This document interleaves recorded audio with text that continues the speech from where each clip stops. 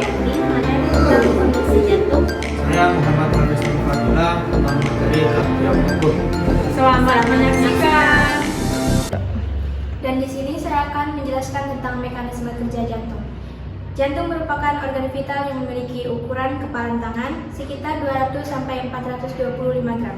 Terletak di antara paru-paru kanan dan kiri yang berfungsi untuk menompa darah ke seluruh tubuh.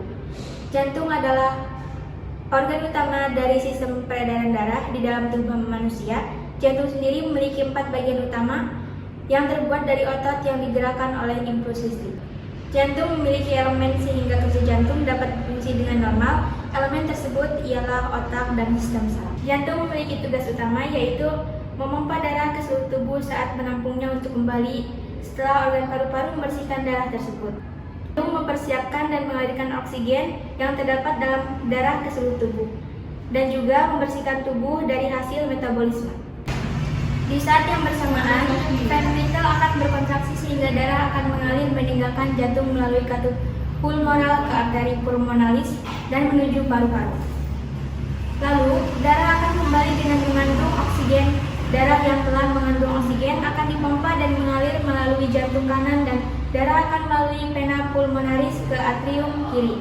Lalu, atrium kiri akan berkontraksi dan mengalirkan darah ke ventrikel kiri lewat katup mitral yang telah terbuka.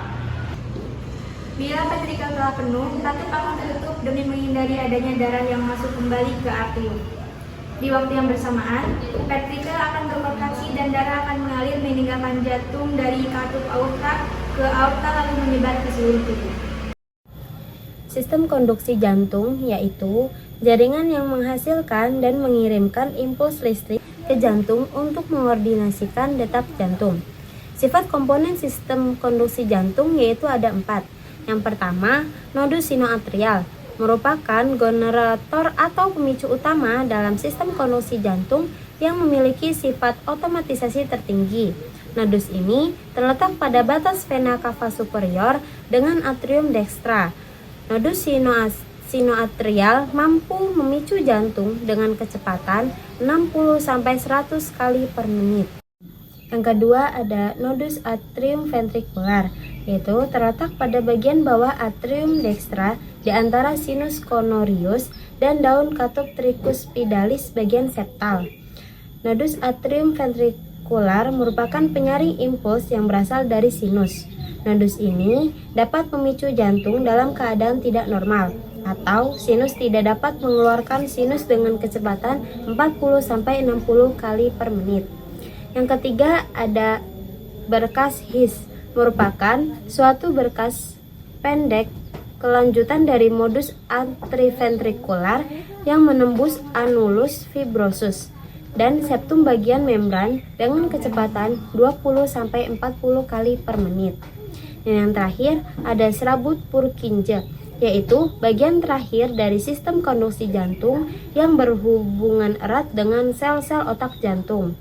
Serabut Purkinje juga dapat mengeluarkan impuls dengan kecepatan 20-40 per menit jika generator atau sumber-sumber impuls yang di atasnya tidak dapat mengeluarkan impuls untuk mencegah henti jantung.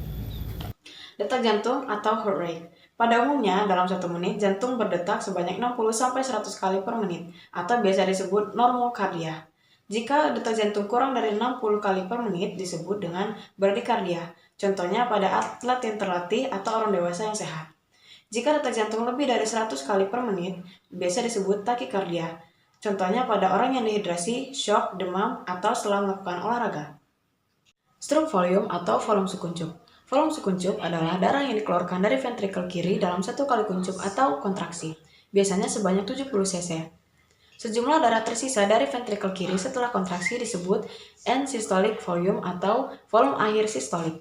Dan untuk jumlah darah maksimal yang dapat masuk dalam ventrikel disebut end diastolic volume atau volume akhir diastolik. Selanjutnya ada hukum Frank-Starling. Hukum Frank-Starling adalah hukum dasar fisiologi yang menggambarkan tentang hubungan antara volume darah dan kontraksi jantung. Hukum Frank-Starling berbunyi, energi kontraksi sebanding dengan panjang awal serat otot. Untuk jantung, serat otot preload sebanding dengan end diastole volume atau volume akhir diastole. Artinya, semakin besar otot jantung yang diregang pada saat pengisian, maka jumlah darah yang dipompa dari keluar aorta semakin besar pula. Untuk menemukan systolic volume atau volume sekuncup, kita dapat menggunakan rumus volume akhir diastolik dikurang volume akhir sistolik. Cardiac output atau keluaran jantung.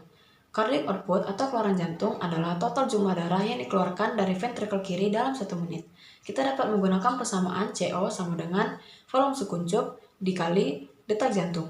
Untuk rata-rata cardiac output pada saat istirahat adalah 5-6 liter, dan pada saat olahraga atau untuk olahragawan berat dapat meningkat menjadi 30 liter. Untuk materi selanjutnya yaitu tentang cardiac output. Apa itu cardiac output? Cardiac output adalah jumlah total darah yang dipompa oleh jantung dalam 1 menit. Ini menunjukkan seberapa efisien jantung bekerja untuk mengalirkan darah ke seluruh tubuh. Nilai normal cardiac output pada orang dewasa sehat saat istirahat sekitar 5 hingga 6 liter per menit. Dan pada saat olahraga atau aktivitas berat, cardiac output bisa naik sampai 20 hingga 25 liter per menit, terutama pada atlet. Dan untuk faktor-faktor yang mempengaruhi cardiac output ada beberapa hal. Yang pertama adalah detak jantung, dan yang kedua adalah volume sekuncup. Tubuh mengatur cardiac output melalui 2 hal, yaitu mekanisme intrinsik, yaitu jantung secara otomatis menyesuaikan kekuatan pompa berdasarkan jumlah darah yang masuk. Dan yang kedua adalah mekanisme ekstrinsik, yaitu sistem saraf dan hormon seperti adrenalin mengatur detak jantung dan kekuatan kontraksi sesuai kebutuhan tubuh. Berikut pentingnya cardiac output dalam kesehatan. Cardiac output tinggi bisa terjadi pada kondisi anemia, hipertiroid, atau infeksi berat. Sedangkan cardiac output rendah terjadi pada gagal jantung, shock, atau dehidrasi parah. Oleh sebab itu, mengukur cardiac output sangat penting di rumah sakit, terutama di unit perawatan intensif untuk menilai fungsi jantung dan menentukan pengobatannya. Ada beberapa metode yang digunakan untuk mengukur cardiac output. Yang pertama, prinsip FIT, yaitu menggunakan perhitungan konsumsi oksigen dan perbedaan kadar oksigen dalam darah. Yang kedua, termodilusi, yaitu menggunakan kateter di pembuluh darah paru-paru. Dan yang ketiga, ekokardiografi, yaitu menggunakan gelombang suara untuk memperkirakan volume darah yang dipompa. Dan yang terakhir, analisis bentuk denyut nadi, yaitu metode non-invasif yang menggunakan gelombang tekanan darah. Atau stroke volume adalah jumlah darah yang dipompa keluar oleh ventrikel kiri atau kanan setiap kali jantung berdetak.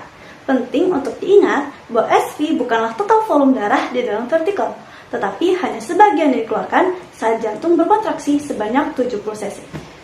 Hukum Franz-Starling menyatakan bahwa kekuatan kontraksi berbanding lurus dengan panjang alas rambut otot jantung.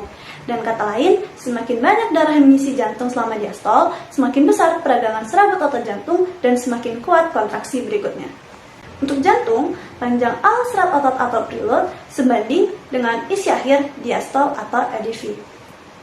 Volume sekuncup dapat dihasilkan dari perhitungan rumus SV sama dengan ADV dikurang ESV, di mana volume diastolik akhir atau end diastolic volume yang disingkat ADV adalah jumlah darah di dalam ventrikel pada akhir fase pengisian diastol saat jantung rileks dan terisi darah, di mana semakin banyak ADV semakin tinggi preload.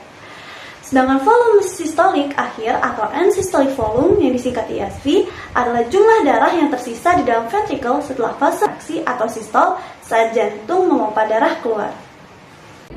Sekian presentasi